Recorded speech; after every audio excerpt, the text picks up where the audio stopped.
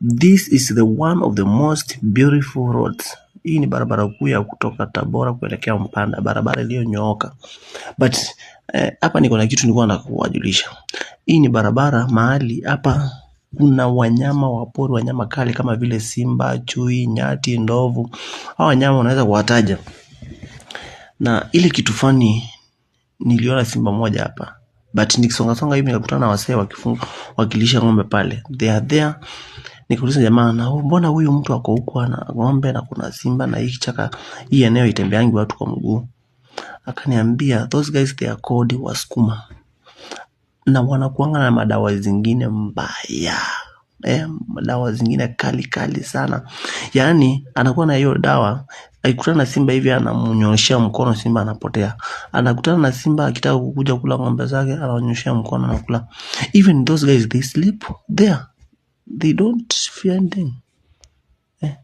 Hata mwenyewe anashangaa how this happen? How does this happen? How can you sleep over there?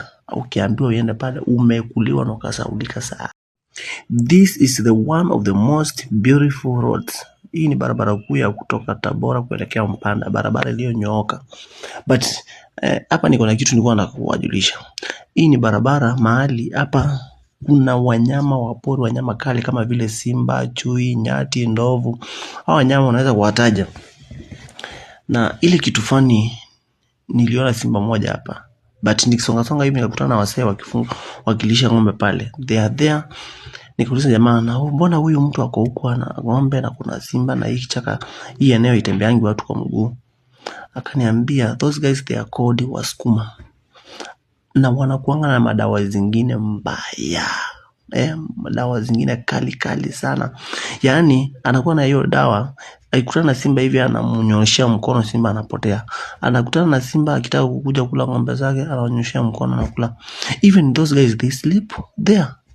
They don't fear anything. Hata mwenyewe anashangaa how this happen? How does this happen? How can you sleep over there? Ukiambiwa uende pale umekuliwa na ukasaulika saa.